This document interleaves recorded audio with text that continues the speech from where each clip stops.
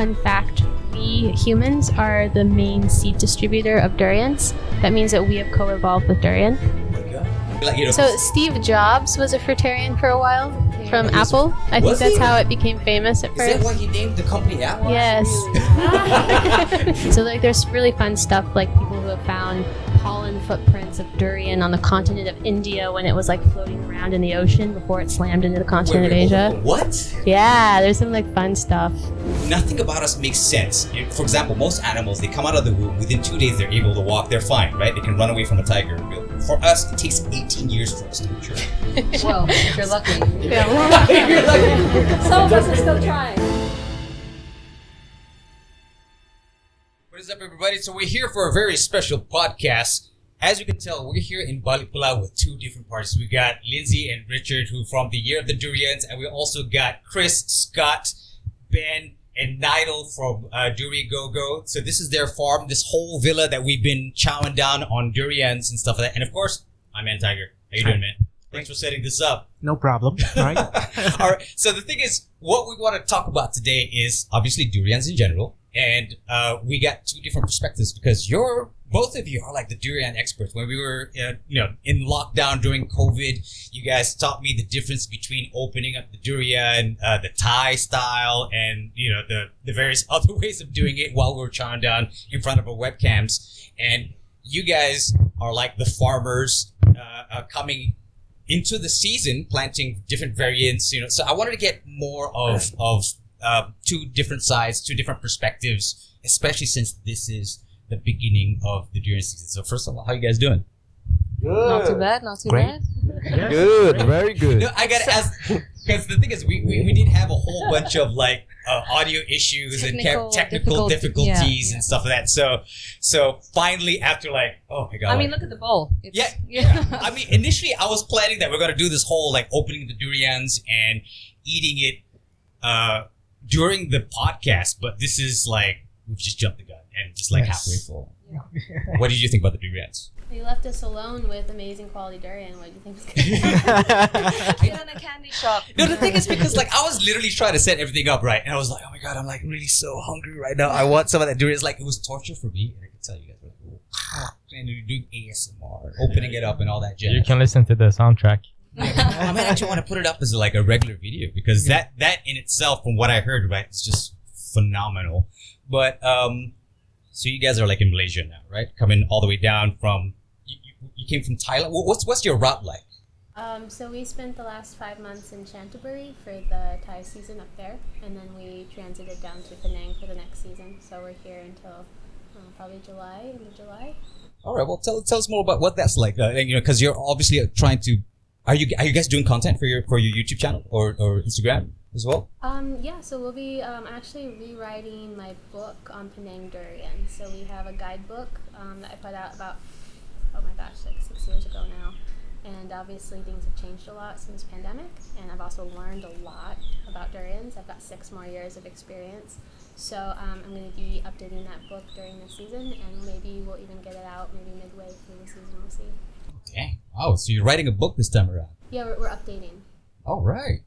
Okay, well, now I want to shift the conversation to you guys because you guys, I met you and Scott serendipitously, and then for all those that didn't know, we actually sort of like went to the same school and stuff like that, completely not expecting to bump into each other.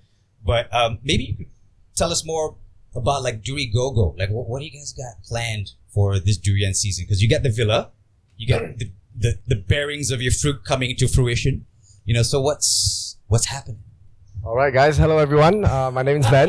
So basically, guys, It's just I gotta introduce myself, right? Come on. Yeah, go for it. Okay. Go for it. So basically, I'm the farm manager for the durian farm, but Durigogo is more of Nidal and Chris's business. So they're actually handling the sales to the customer because I'm the farmer.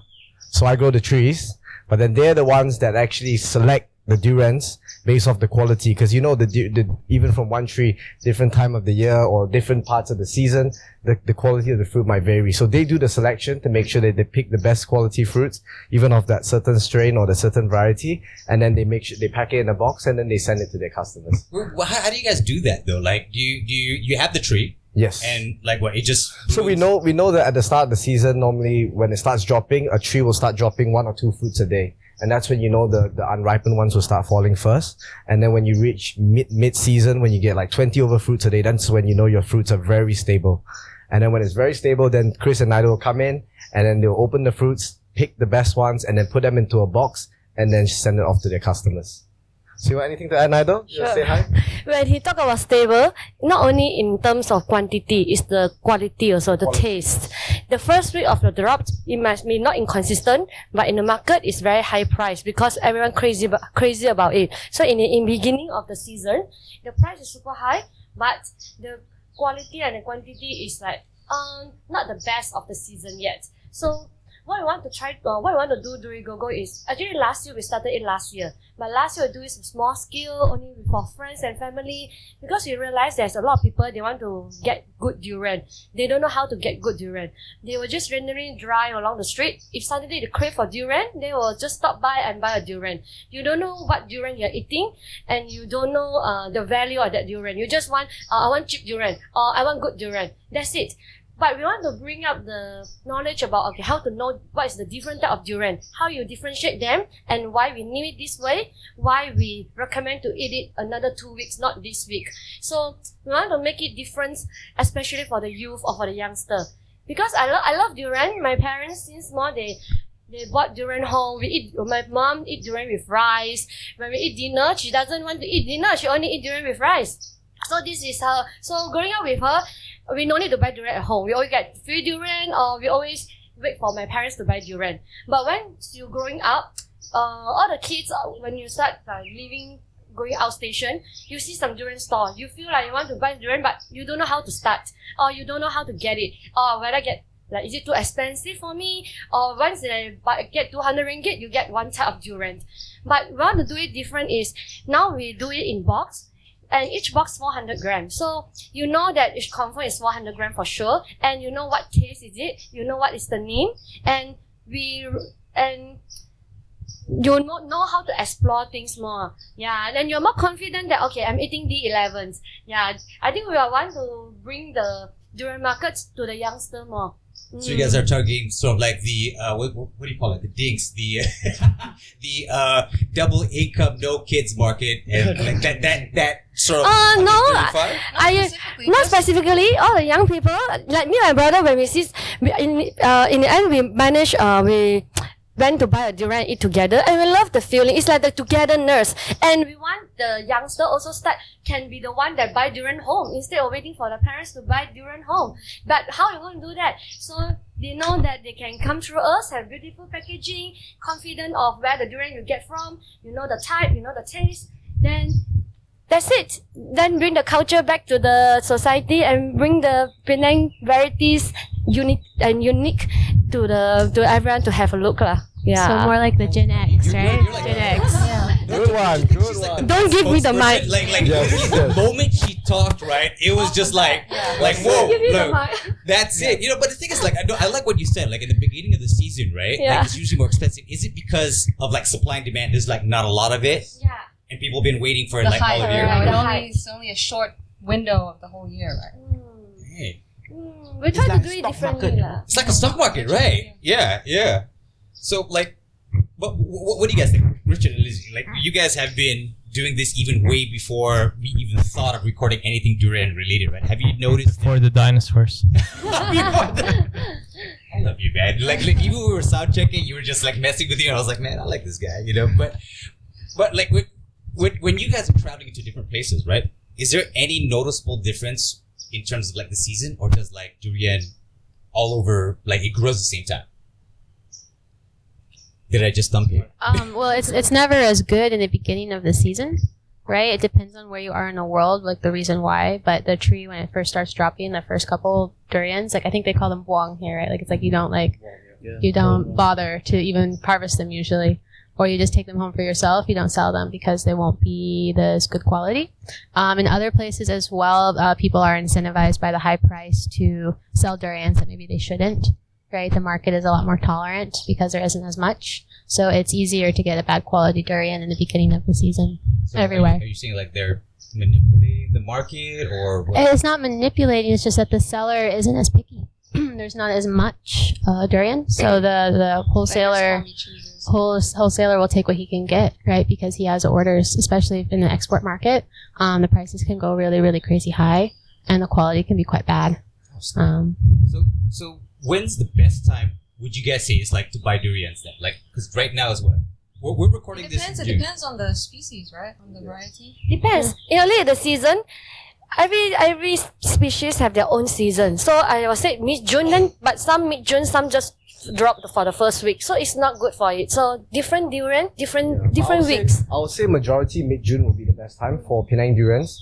For northern Malaysia, Penang, I think mid-June will be because every year our farm would drop on the 1st of May. So last year on the 1st of May, it will start dropping 1-2 durians a day, and it'll stay to 1 to 10 durians a day throughout the whole entire farm for like 2 weeks. And then after that, you start getting 50 kilos, 100 kilos. And I would say mid-June is when you get 800 kilos of durians a day. So like what Nido said, maybe the D15s might be still early, but then majority of the durian, like broad stroke, most durians you should get good quality durians. So the ones that you guys had just now, right? What quality of durians would these be?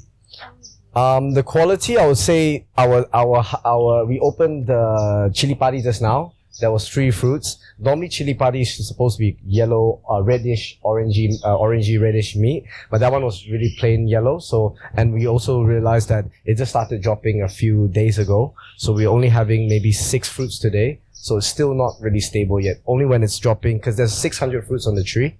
So only when it's dropping like 20 fruits a day, or at least more around 20 fruits a day, that's when you get very stable good tasting fruit. Yeah. So durian lovers shouldn't really be thinking about one particular variety. They should be asking their seller what is good today. Yeah. Right? Because it's going to change every day of the season. So how do you choose? Because obviously I can't think of anyone who might be more apt to answer this question. How would you choose the durians? Well, I'm extremely picky. That's So, exactly what I'm asking. I'm Like, how do you spoiled choose rotten. durians? I'm spoiled rotten. We eat durian almost every day. So we're very blessed that we can be more choosy, right? So I choose durian primarily, you look at the durian, you can usually tell on site whether or not it's ripe one, right? So you can kind of tell already, like, okay, how old is it? How long has it been off the tree? And then I would smell it to see if it's the taste that suits my particular palate. But also because we are working in tourism, and so we choose durian for other people as part of our job. So I have to also understand about what durians other people would like to eat, so that I can also select durian for them. So I have to be able to know how the durian's going to taste like, just kind of based on general characteristics that we can see about it, so I can choose for other people. But when you go to like a stall, if you don't really have those skills yet to be able to do that, you should just be asking the seller, like, okay, what is there a lot of durian today? Like, which variety has a lot of them? And then just pay attention to like freshness. You should probably be okay. So is it like so Penang durians in general, right? Because Scott was telling me when we first met that generally Penang durians do have its own variants, and there are a couple of species. Do I call them species? What do you call Varieties. We have Varieties. species as well. Yeah. We also have Varieties. species that is embedded for Penang. The Penang. Wait, hold on. There's a species that invaded? Is it what we call that Penanganus? Is it the species? Oh, there's a few different species. So the majority of the commercial durians, like all of the ones on the table, except maybe that one, is a Durigo-Zibethinus, right? So that's the scientific name. And there are more than 13 edible species. Some of them are quite different from each other. And some of them have very, very different tastes as well. And there's one on this table that we believe is actually a hybrid of Durigo-Zibethinus with a Durigo-Lowianus, which is one of the wild species that grows on the mainland side and might actually grow on this island too. I'm not sure. Wait. So is it like something grown in Penang, or it was like an invasive species? No, or- it would be native. So Yeah. it's just native to Penang. Well, I mean, it'd be native to Malaysia. So the Durigo-Lowianus is endemic to Malaysia, southern Thailand, and also Sumatra. Right, but you don't find it in Borneo for some reason. Right, it's just on the peninsular side. Does it have to do with like the soil, or like just doesn't Evolution. like Borneo? Evolution. Evolution, Yeah. just Doesn't how- like the oil. I don't know. You know, in the old days, before everyone has this argument about where did durian come from, which country is the first to have the durian, right? It's like this argument between all of the different countries in Southeast Asia. But if you look, you want to go back to like Paleolithic times, all of Southeast Asia was one continent, right? Right. And then the water rose and separated Sumatra and Peninsular Malaysia and Borneo, right? And Philippines even. So, But then you Can you have hear me? also that some varieties are lowland varieties or species. They like very wetlands. Other are for highland. So definitely have this, what is it called, topography? of your okay. yeah The topography will of the land. determine what kind of species you have also. So there are durian species that are more suitable for like a swamplands, something like a Duriocutagensis or Duriograviolens. These ones you always find in the lowland areas that's quite wet. But something like this one, the Duriozibethinus, we always find it on the top side of the hills. So that one needs more drainage, it needs more wind, it looks a little bit more drier climate, and that's relative to the species, what they need. Wow. Yeah. So as a farmer, how do you, even for me listening to all of that information, right?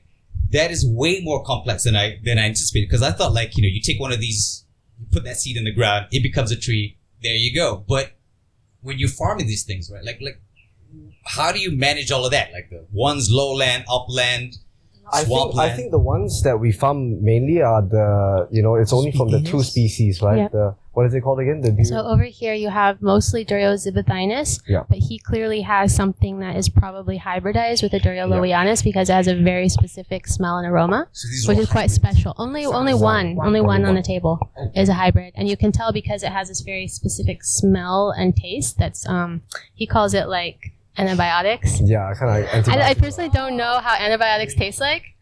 Because I always just like eat the pill. I don't know, but it has like a very medicinal. synthetic taste. It's like a I like how you feel camphor. like, I don't know what antibiotics taste like. For me, I just use sunlight to heal my mouth. No, like I don't know. I've always just like seen antibiotics as like a pill. I don't know how it tastes, but it tastes like camphor to me. It's like a very like strong medicinal taste, which I understand, and a smell, but just I find very pleasant actually. But I know some people find a little bit like too intense. Right. Yeah. So I'm trying to wrap my head over what you just told me, because it just seems like very, very complex. But maybe going back to like the market of durian in general, right? Is it based on what the market wants? Yes, definitely based on what the market wants, which durians, what are the criteria that command the highest prices. I think most farm durians are based out of like maybe two species. Some are hybrid, some are quite pure strain. But what we have now with all the different, there are more varieties. So it's the same species. Some are hybridized, some are non-hybridized, but it's the different varieties that we get. Musang King, it's a variety. I'm not sure, is Musang King pure or it's hybrid? I would assume it's pure, but we also don't know because it's just like genetics. Yeah, it can be it's a few very percent hybrid. You complicated. can never know. But Yeah. either way, it's because we've sort of commercialized durians from wild, like sort of domesticated durians, from wild durians into farm durians. Now we don't really sort of call them by species anymore. We just call them durian. It's one species, although there's a lot of wild ones, but the main commercial ones, we use varieties instead, based on their physical appearance, and taste and profile and everything. So, fun fact, we humans are the main seed distributor of durians. That means that we have co-evolved with durian. Oh my God. Pretty fun. You know it's kind of funny. In a previous podcast, I was joking with this guy who was in who was like basically was about the biodiversity and whatever, and I proposed to him this really messed up theory. I was like, what if the truth of life, the purpose of humanity was that we're just meant to eat fruits and there you go. That's where we're friends. Yeah, essentially you're meant to because like bees, right? Does the bee know that it's meant to pollinate fruits and stuff like that, right? Does it know that it's building all these honeycombs? What if all these skyscrapers are just this building, this villa is like our honeycomb? Oh, it's so deep. No, man. we do So have deep. some gas that is like fruitarian. Remember, we have a lot. Yeah. We have a lot of That's true, fruitarian. dude. Some fruitarian gas that join the tours before with Lindsay. Yeah. So yeah, They actually believe in that. That's why they're no, they eat only fruits Yep. in a diet. I So mean, they're like, there's beliefs among some people that even eating like a carrot is hurting the carrot, the root system. Yeah. So we're not meant to do that. We're only meant to eat something and distribute the seeds. Oh, because the fruit is So- the reproductive way of the tree. Right. Or So bush. if you're eating leaves and other vegetation, you're also injuring nature. It's like vegetarian plus.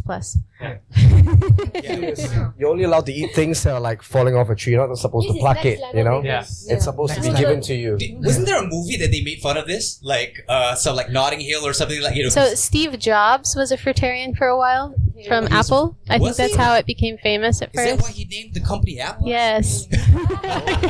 He's like, oh my god, like I just love fruit so much. What do we call it? Apple. Apple. You know? Macintosh is a variety of apple. God. Just like Musang King is a variety of durian. Yeah, same. I just think those guys are just bouncing off each other. You know, they're just like, they hate each other so much, or they love each other so much, they're just copying each other. But back to the whole. So wait, hold on. Wait, how do we know that we coexisted with durians? How, like, Oh, so there's like people who study this stuff. I'm not a scientist, right? But I like to read some of the research journals. So like there's really fun stuff like people who have found pollen footprints of durian on the continent of India when it was like floating around in the ocean before it slammed into the continent of Asia. What? Yeah, there's some like fun stuff way back. So we know durian's been around for a really long time. But when you find like the reason they think we are the main seed distributors is we're the only ones that don't eat the seeds. We don't destroy them. So like orangutans actually eat the seeds or they bite on it too much for their durian to be able to grow. Same with elephants, same with tapirs. They have limited seed distribution, but we just chuck the seeds everywhere, right? And we grow them on purpose. And most of the time when they go into like the wild forest now, these edible species, they can usually find some sign of human habitation nearby, like in the archaeological. So probably most of the durians, even in the middle of the jungle, were planted by ancient humans. It's really fun. God, why did we start off with this topic? I'm literally having my mind blown with the whole prospect that, like, I remember, Lindsay, you told me about like there is a very old durian tree in India. It's like one of the biggest. It's like something like that. In India? Yeah, India. I think we're talking The like first millions one. of years ago, right? Now there's like several different relatives of durian. There's like Nisias and colon, I forget what they're called. But Nisias and stuff, these are like close relatives and they still exist in India. Mhm. But for some reason, durian seemed to have gone extinct and it only was found in like the, whatever this big island was called before it was Malaysia and Thailand. Oh, and, right. Yeah. So it left only this part of.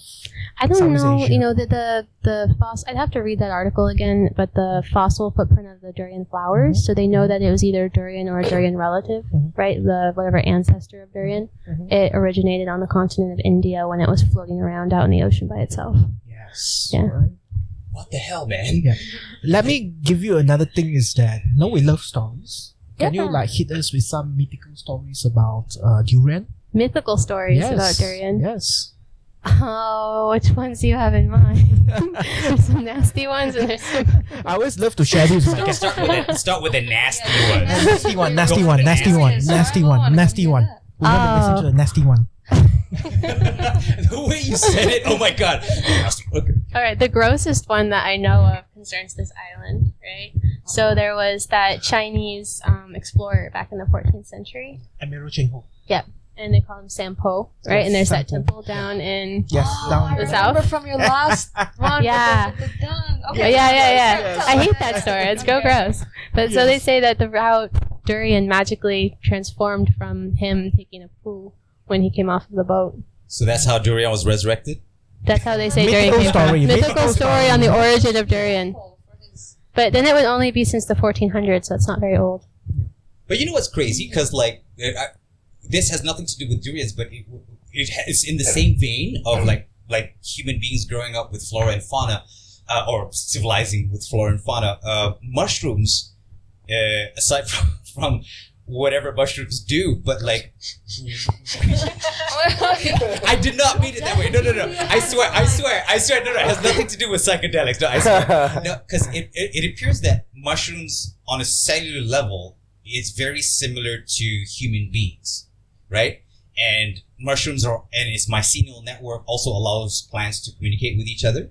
So, do you think it's possible, right? Like, there are a whole symbiotic ecosystem, theoretically, right? That we had existed with prehistorically that we just somehow magically forgot, right? I have read anthropological studies again of like the Orang Asli people who lived here, like back British scientists. They said that during the durian season, those people were eating up to 60% of their calories from durian.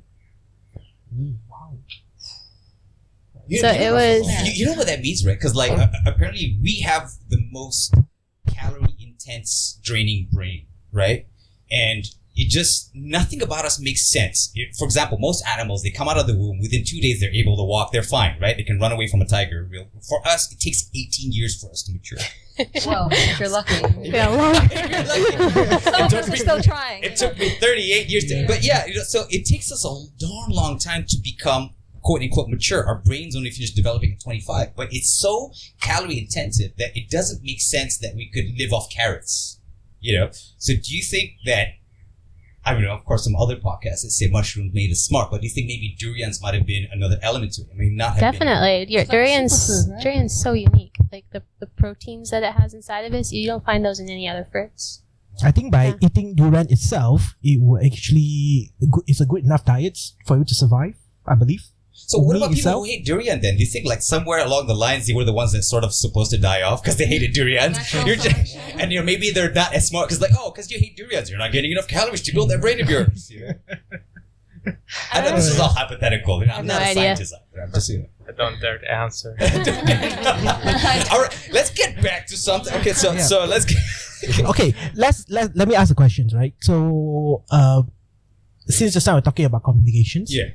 Lindsay, do you think that the durian trees in that grow together in a similar locations, do they communicate with each another? Oh, definitely. Yeah. Right. I mean, I think that's pretty standard knowledge now that trees are able to communicate with each other about things going on in their environment. Right. Okay. Yeah. Scary, So, right? so one tree. it's don't amazing. talk bad about durian tree in I that never one of talk the bad tree. about durian trees. In fact, I don't So, talk bad yeah. about anyone. Yeah, the rumors spread very fast, just like in social media nowadays. I love you, durians. Yeah, I mean, because that's something to like really ponder about. All these mysteries of durians and stuff that. But like, what does that mean for the fact that right now, we're just talking about the market, right? The reason why durians is like expensive is because in such high demand.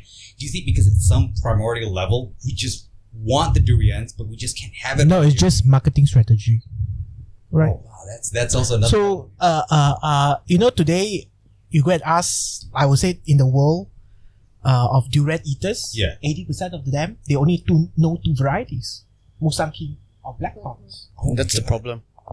They don't know any other than that. Right?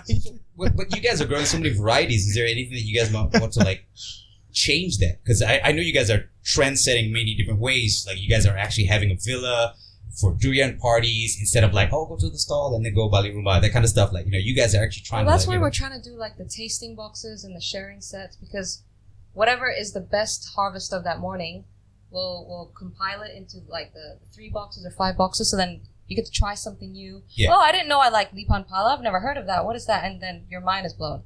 But whenever we try to like let people know, there's even the premium kampongs, right? It's like kampong. What's that? But some of them are so complex. And they're like, no, I just want Musang King. It's like, just, can you just try a little bit? And then they come to like these durian parties and then they're like, wow, honey, wow, chili padi. And so we're trying to like take people out of that mindset that it's only, Musang King and Blackthorn. So there's Durigogo, Yeah. We got our personal boxes. You can choose your favorites if you already know. I really like your branding, like what you guys have put together and stuff like that. And I know in the beginning, what you showed me at the beginning, I kind of made fun. Now I feel bad because everything after that just looks really Makes amazing. sense, yeah. And here's the thing though. I mean, if people only know 2 variants, does that mean that any other variant won't do well? Or what are the challenges you guys are facing just trying to promote the other stuff? I think it's also to be honest, education. Musang King and Blackthorn are in high demand. That's why it's fetching close to 100 ringgit per kilo. And then some of the other durians don't have a stable price. So certain years, like this year, it's fetching a really high price, 30 to 50 bucks for Holo and Kunpo. But then most years it might drop to 5 ringgit, 8 ringgit, 10 ringgit. So that's the thing. I think the sort of like everyone's demand for Musang King and Blackthorn is so overwhelming. And to be fair, it is also like to a lot of people, maybe people that are more, they prefer just like big meat, sweet, those kind of variety, those kind of, like taste for the durian. Yeah, they love it. For some reason, like people just love it because of, I don't know, maybe Lindsay can say. Sometimes a good musang king is great. But how do you make sure that it's sustainable? Because for me, it just sounds so hard to grow a specific type. That's why everyone is doing monoculture. There are a lot of monoculture farms where they just do only good? blackthorn, only musang king. Yeah, I think that's where the market's heading to, and sadly farmers have to keep up. That's why we are also planting a lot of blackthorn and musang king for to increase our revenue, but we're keeping our old trees for the tasting. For our parties, of course, you can't have a party with only one type of durian. It wouldn't be as as eye-opening as when you have a lot of options. But also, like, every year is different. Some years, one variety is performing very well. So when you go for that monocrop, some years you will have a really bad crop. I would just like to point out that I think that what you're seeing when you have this surgence of blackthorn and musang king is actually the result of urbanization, because now most people are living in the city, and it takes a long time for those durians to be able to reach the city. And maybe it's only recently that like transportation systems and infrastructure has been good enough that the quality that because durian has a short shelf life, it's only maybe a day. Yeah. Right? So if someone wants to keep the durian for a couple of days, they need a variety that has a good shelf life. But right? Do you have your own farm of any sort? No. But I just want to say, like, in the US, we have different varieties of things. Like Roma tomatoes are not the best tasting tomato. They're a pretty bad tomato, right? Why are they so popular? Why are they everywhere? Like even in Malaysia, you go to the market, what do you get? Roma tomatoes. They last a long time. They don't bruise, right? They have a good shelf life, and they're not going to be like nasty, right? They're not going to be moldy or whatever. The same thing, musang king is a really dry durian. You can keep it for 3-4 days, no problem.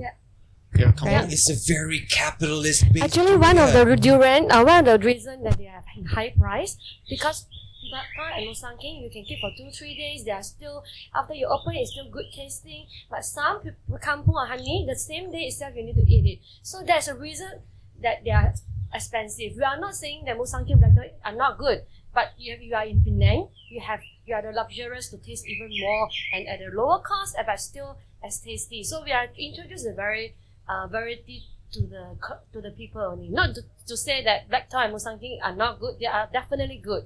Yeah, but you can eat more with what you have. Yeah. That's why, as Chris said, our tasting set and sharing set, we don't allow customization. If you order a tasting set, you get a set of 3 box. We select it for you. So it depends on the harvest of the day. We will select the best 3 type of variety and send it to you. So you get a surprise every time. Maybe you get honey, D11 and chili padi today. Then you discover your new favorite. So next time when you go out, you will ask the seller, can I have honey? Then you know which one is your favorite, which one you don't like more. Everyone have their own preference on the palate, right? So it's kind of like an omikaze, but with durians. Yeah, it's kind of like a surprise box. But of course, we were How'd you guys come up with that, though? I'm sorry, I don't mean to cut you. How'd you guys come up with that? I think more catered to young people that they want to explore, but they are too afraid to start, or they are. Durian is too expensive. They are thinking durian is too expensive to just buy one durian, and 1 kg you only got 30 to 40% power. So if you buy 1.5 to 2 kg durian, you get 400 to 600 gram. Wow, a lot of uncertainty on quality, or maybe some is spoiled or the quantity also. So with our box, we ensure it's good quality and it's more than 400 gram for sure. Yeah, and at a cheaper cost compared you buy the whole 2 kg durian. But people don't see that because everyone used to buy durian as in-house. And the younger people don't know how to open durians as well. Yes. Yeah. So some people want it in the box, and then at least you guys open the durian for them at the farm. So if the durian is not good, then you can replace. You can change another durian. But if you buy one and take it home, it's too late. Some people don't know how to sniff out a good durian. Yeah, and another issue is the thorns can be difficult to dispose of. Yes. Not everybody has a trash that's available to them, or a dumpster or something, right? Yeah. That is true. But I think we also tried to cook the durian shell for some food, right? Oh yeah, on we can our actually cook some food with the shell. Yeah. So we're doing group tours with Tiger, right? Tiger's helping us out. He's our guide, and a really wonderful friend, and he loves to. We're a food tour, right? So we do durians. We also do other type of food, and we try to have durian in all kinds of different forms. Tempoyak. We have durian curry. We have durian flour, Nyonya pickles. And one of the ways that we serve durian is you take the husk and you can cook some of it in a soup. What does that taste like? It's pretty good. Yeah? Yeah. Like, Right. is it like... I just realized you guys are It's like vegans, something right? like that. It's I was like, about to say, is it like tasteless, steak? but it actually absorbs the flavors of other things into it. Like, Yeah. It's absorbing of taste. It's like It's really cool. This part of the shell, you don't eat the whole shell, obviously, but you cut out this part right here. yes, And this part is edible, and it like sucks in all the soup broth, yes. and you have a little bit of the durian flavor from here. So that's like the tenderloin of the durian. Yeah, I think Yes. people. I haven't had Sorry, it. but vegans. I've heard it's like something in pork. Like pork does that. Like pork becomes really like juicy, Yeah. right? Yeah. Right? Yes. Yes. Yeah, I'm pork eater, so yeah. Wait. So are you saying that Non-halal, like non-halal. okay? So the whole durian in itself, like say for example, if we're stuck on an island, there's no coconuts, no berries, no nothing. There's just durian, right? We can literally survive off of that, like the durian plant. Well, you would need something for your soup broth, Yeah. but See, I had oregano and Yeah. some magically chili Seawater. powder. Like, Now you can use some seawater to season it. extra salty durian. some Yeah. seaweeds. yeah, seaweed, sea salt, You can right? eat the durian seed is also edible. You can if it's raw, it's poisonous, but if you cook it, it's not poisonous. Yeah, How poisonous is poisons that we're talking about? 'Cause- I think you would just get really sick to your stomach. Really? You did that Yeah. last time. You just chomped on one.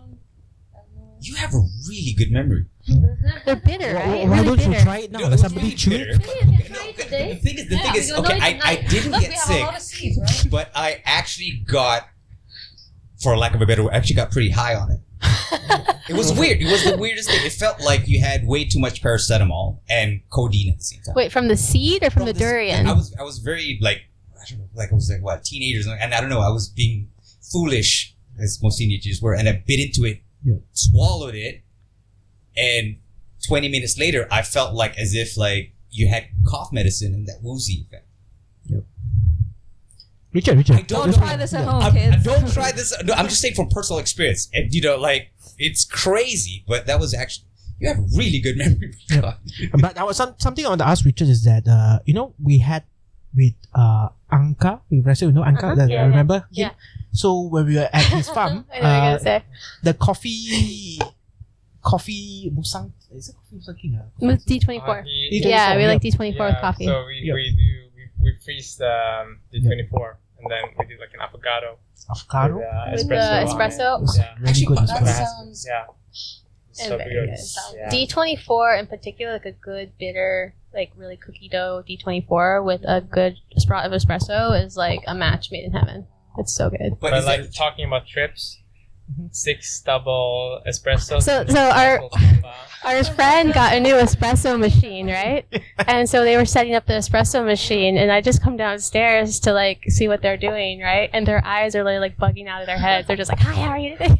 you know what's funny? Like I knew about that from the most unlikely of people. My grandparents, like when I first came back, returning from the States to Malaysia for the first time, they were introducing me to durians and all kinds of local foods. And my grandmother was saying that, hey, if you drink coffee, manggis, and durian at the same time, you get dizzy. I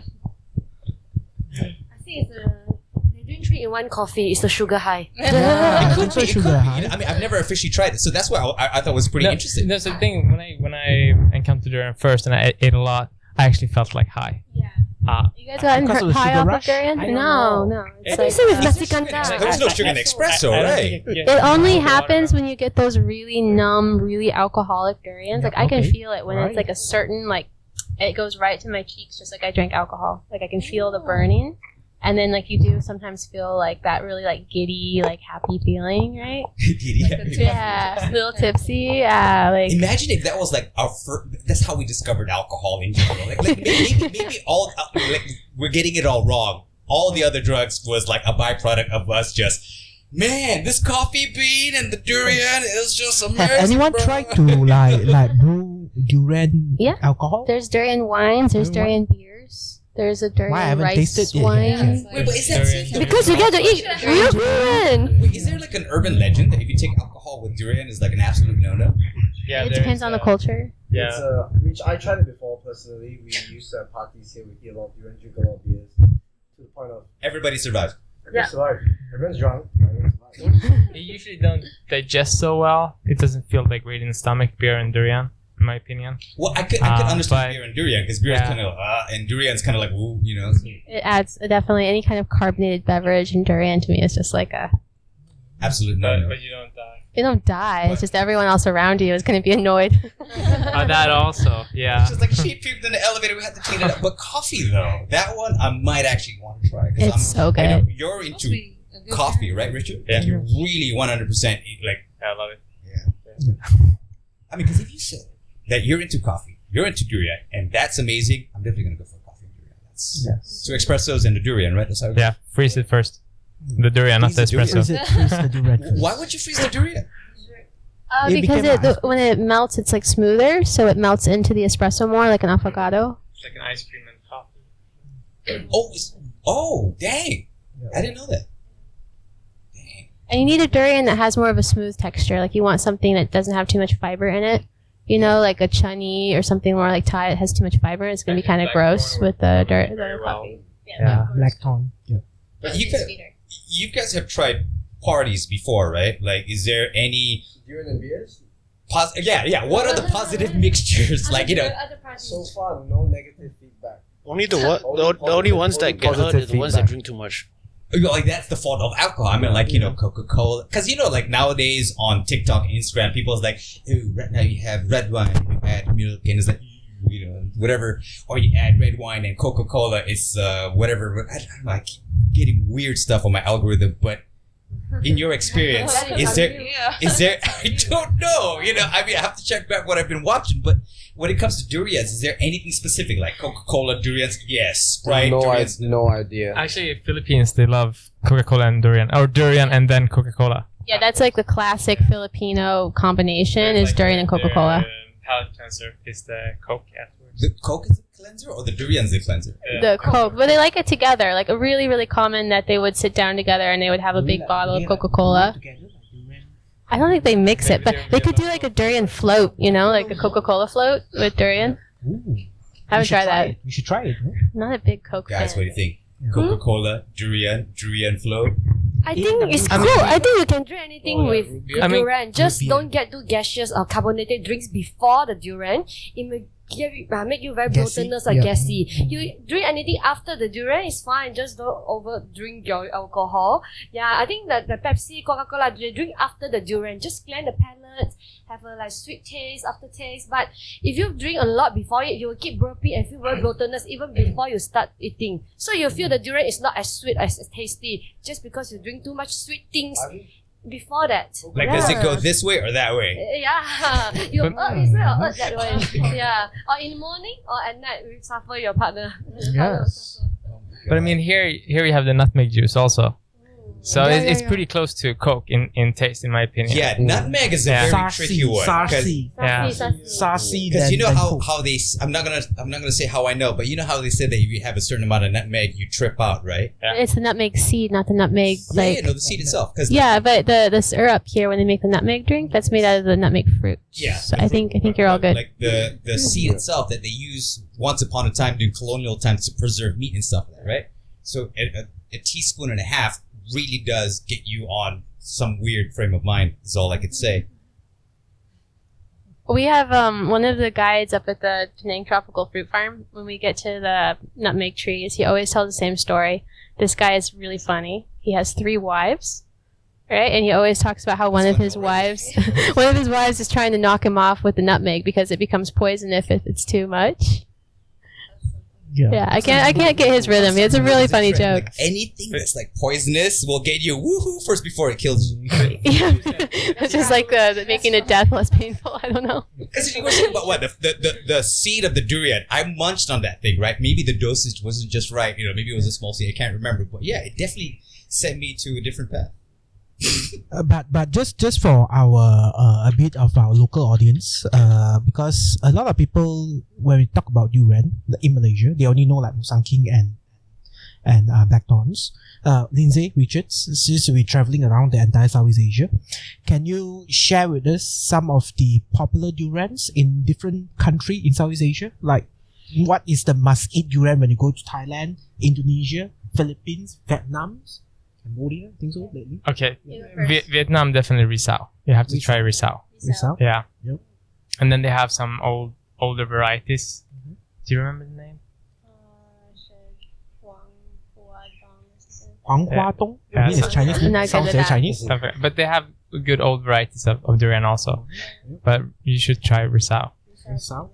Yeah. Famous there in They have one called monkey brain. That's like one of the fattest durians I've ever seen. It's like a little tiny seed, and the pieces are like that, and it's bright yellow.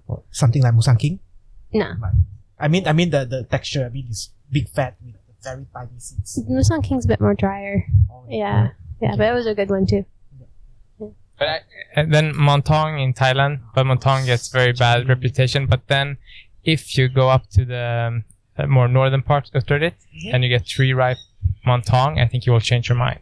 But this year, I think so. I heard a lot of Ganyao in Thailand. I heard news.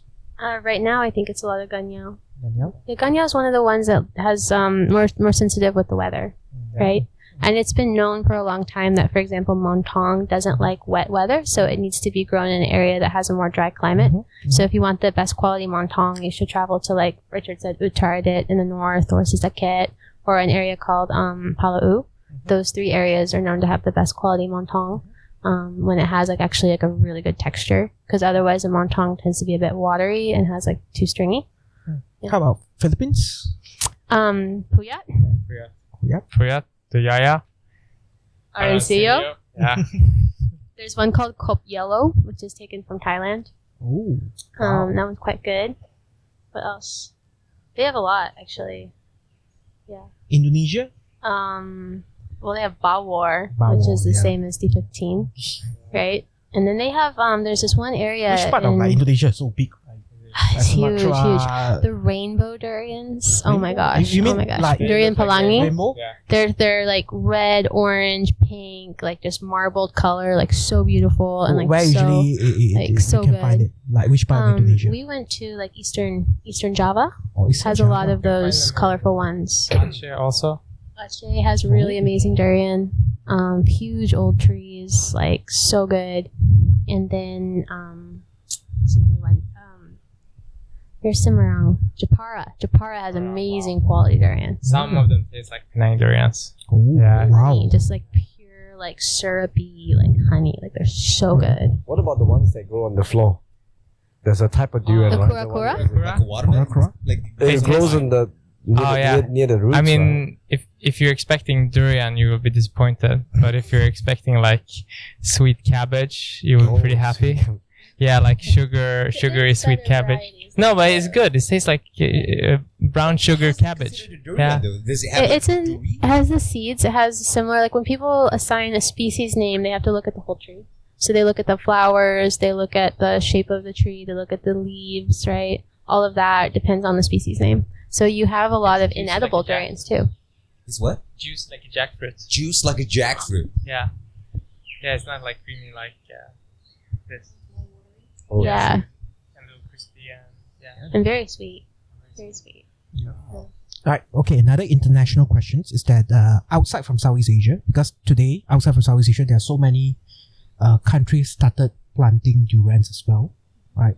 So, which country that you think that you've been to that are the best chances of them success in durian industry so far? Zanzibar. Zanzibar. Oh, I Africa. thought it was the same thing. I'm just like, So oh, they're outside from Southeast Asia, as I it's mentioned. like Zanzibar? Zanzibar has incredible durians. The quality is like top notch, one of the best durians I've ever had. Africa. And they have these trees that are as big as this living room.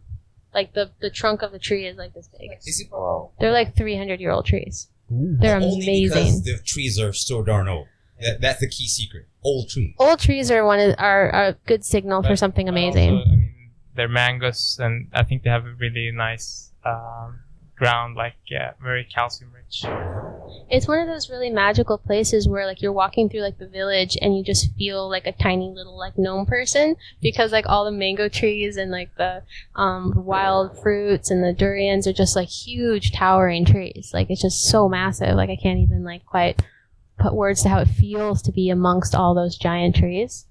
It's a really amazing feeling. Have they But like always cultivated these trees and kept them alive for 300 years, or were they just it found in the would've- forest? it would have been introduced by the spice trade, right? So you have the Arab traders going along that route. That's how they came to Asia, right? So the Arab spice traders back, I don't know, 11th century, they would come down the coast, they would fill up with water, right, and Zanzibar, and then they would go across to Mauritius, and then they would come from there over to Southeast Asia. So it was part of that route. So I don't know when they brought the durians over, but, hundreds of years ago. That's crazy. Yeah. But the important thing is that Zanzibar used to be a part of the Omani Empire, so they have really close ties still to the Middle East, and the Middle East is the next market for durian. Wow. Yeah, I would expect that. Yeah. Because But it seems so they barren. they have to start planting more. That's No, like the Middle East isn't going to have durian, they're going to eat the durian. So in terms of like who's going to market, like who's going to have the export market, So are you saying theoretically that if we somehow manage to export large quantities of durian to the Middle East, there's some Arab money to be made? oh yes, a lot. Yes. Oh yes. Yeah, Dina is very good. UAE, Oman, Qatar. Yeah, South Hainan of Island, China, right? Recently I heard about Hainan Island, they start planting durians as well. I think everyone. Just whether you do a good job or not. Still Yeah, take some that's why years. I mentioned just now that which country that have a higher chance of success Yeah. in the The future. weather, the soil. Lindsay everything, said right? Zanzibar Zanzibar. rather than China. Though, because once upon a time, durian was this very niche fruit that Yes. like people would make fun of it. Say, oh, it smells like onions. I People think was like, Lindsay, nah, it's like Baosheng, right? It's the one the first who popularized so-called like durian eating experience. That's what I know lah, because like Yeah. early millennium. Yeah, Are they he was the recommended? first one to get on the internet. Bao Yes. Sheng Farm over here. So he Yeah. have a website durian.com. Yep. And Got why? mine. they still own that. It's I've still, got- still on that, of course. It's I've still got on a that. picture of Baosheng him Farm. on his website, and he's got one of those like old little computers that has a screen like this big. Yes. Like those like little gray boxes. So a farm in Penang somehow started this craze of durian internationally that Zanzibar. I would not just say Zanzibar. No, but I mean, I believe before Baosheng doing that, we eat durian just eating durian. We never like taste. I mean, we don't have the so-called like tasting experience of what we are doing now. We don't have like this kind of sensation where you need to go to the orchard and stay inside there, to wait for the durian to fall. in a random villa in the middle of a durian farm. And I think the Baosheng was also the first one who have like the villa in the orchard kind of stuff, right? It was, I don't know in if he was Penang, at really, least. really the first one. Like you can look in the newspapers and find advertisements of like Singaporeans going on vacation to like Johor, but he Yes. might have been one of the first on this island. Yes. And I think he definitely was the first to go international, right? Yes. Like because Yeah. he was on the internet, and they've been pretty good about like reaching out to like making everything accessible. Because a lot of the information about durian was not in English, and so like even me when I first came here, it was really hard to get information and to learn because everything was either in Chinese or Malayu. Yes, it was quite challenging in the beginning. It took a long time. It took a long time. Finding people who spoke English. So luckily here in Malaysia, a lot of people do speak English, so they can explain things to you if you ask questions enough times. Asking a lot of questions over and over and over again to a lot of different people, finally getting some answers. I did work a lot with Baosheng. They really helped me. They were mentors, definitely. Yes. And then eventually learning to actually speak some Bahasa Melayu so that I could get access to some of those resources. And Lindsay Yeah. is like the first person that I know at least that teach people on how to differentiate different varieties of durian in word style. I mean, at least you read the books. There is a concrete telling you that this type of concave size, this type of thorns, this type of shapes is what kind of durians. Wait, are you So- saying it was never categorized before? No, before that, it was not really in a book that you can find. So usually you go to the durian like sellers, the durian seller tell you, oh, this is red prawn. Then you ask him, hey, how you know that this is red prawn? And the durian seller will tell you, oh, I know it lah. Just trust me, this is red prawn. They will never tell you how it actually looks like red prawn. I mean, it's hard for you to define in many ways because in the old day, you don't have much information other than you are working with the forestry departments, maybe. Yeah, I think the Department of Agriculture has the registrar. The registration. But other than that, if let's say you are a normal person on the street side, you want to know that how like a horror different from a green skin, from whatever, you had to know that, right? So Lindsay was the first one at least to document it in a proper books. There is zero reference in English. Also not just English, but in non-scientific language. Non-scientific right? language. Because layman terms. Yes, layman terms, right? Because a lot of where the descriptions were, it was quite like a lot of like botanical jargon. Yes. And it's like, I don't know what that means, you know? Yeah. So you have to like, okay, what does it mean when they say like concave or, you know, like everything, right? Like what does it actually mean? And then like having like being able to describe that in a way that people can understand. Yeah. So that is the interesting story part. So I think so Lindsay started off the durian tours since when you were having a durian party of your birthday, right? Yeah, so the tours started 2 different ways, right? So I had this website, I had this blog that I just started as a backpacker. And within about 2 months of starting the blog, I had around 10,000 people reading. And I was like, that's not my family, you know? There's a lot of people. So I started, yeah, exactly. I have a lot of cousins, but not that many. So I kind of realized that this was not just, you know, the pictures home from my mom, which is supposed to be what originally was just like, hi mom, I'm still alive, here are my pictures. Because like I didn't have a phone when I started, right? It's a different world back then. And I was writing my blog at like internet cafes. Remember when those were a thing? Internet cafes. Yeah. I'd be with like all the 12-year-olds doing like shooter videos and I'm sitting there like writing my blog post. You know? Did they do that in Julia Streets, like internet cafe back then? Yeah. Yeah. No, I didn't have anything. A lot. You know, you can go around without having a phone and actually be actively online. You know? Right. Yes. Yes. Yeah. So that's how it started. And then, you know, people would ask me questions. They want to travel, you know, so I started having to answer a lot of emails. That got kind of annoying to have to answer the same question over and over and over again. So then I started writing blog posts that were more like informational. You know, like here's where you go, here's where you stay, here's where you know, here's how to eat this durian, right? So instead of just being a travel log, it became more of a guide. And then from there, people actually started asking to travel with me, right? Like, I just want to follow you or take me with you or, you know, whatever. Yeah. And in the beginning, you know, a lot of young people were traveling in the area. I was by myself, so it was kind of nice to like hook up with people and have other people to travel with, right? With the same interests, so we right? could travel with you. Yeah, like for a long time. Tiger, I did. When's the next tour, Tiger? We would do that. Coming first soon. And then look out for the page. Yeah, 2015 we actually started doing an actual tour. And part of that was because I had a birthday party up at Baosheng, right? And it was sort of an open invitation. I just put a note on my website that was like, okay, it's my birthday. We're going to be eating durian at Baosheng. You can come if you want to, right? And it was way too many people that came. And I spent my whole birthday running around trying to figure out who needed to pay what. You know? I'm Tim's friend. Who's Tim? Boy, that guy's... Yeah, like all people I didn't know, and like, yeah, it wasn't actually that fun. So it was like, I love the durian and everything, but I realized I was like, okay, if we do this again, we need to sell like tickets, like we need to like have it be more organized. People need to pay before they come. Big right? Durian party. So the next year, we did an event at Baosheng that had 65 people. Wow. Yeah. So, no. Yeah. So then I was like, okay, this is like a thing. People want to come and eat durian together and like see what, you know, I've been doing or whatever. So then, yeah, we started a tour company. And subsequently, one of the tour is where Richard joined. That is true. Right. You guys met through durian.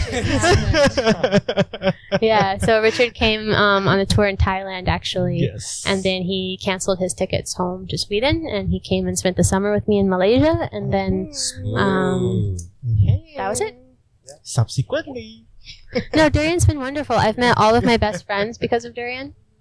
Yeah, like my whole little world, everything we do is around durian today and I've met such amazing people, so it's been really, really awesome. Well, that's because you're generally amazing. I remember the first time, even like through just when we first met through webcams, right? There was a certain vibe that you just exude. You both actually, you're hilarious. You're hilarious, But yeah, I think this is probably like time where we like wrap up because I think we're gonna like bond after this, like on a personal level. But in terms of the podcast, this is probably where we should wrap up. But do you guys want to say anything about Durigogo before we go? Yes.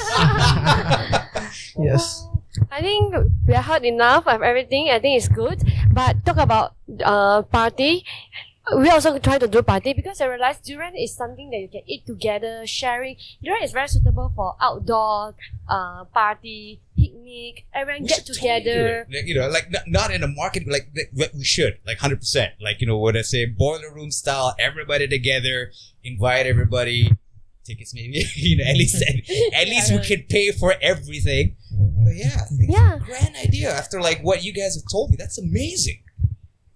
Together, right? So Yes, durian is not just about the fruit itself. I think so. The last couple of years when I know Lindsay until today, Lindsay has actually taught me a lot of things.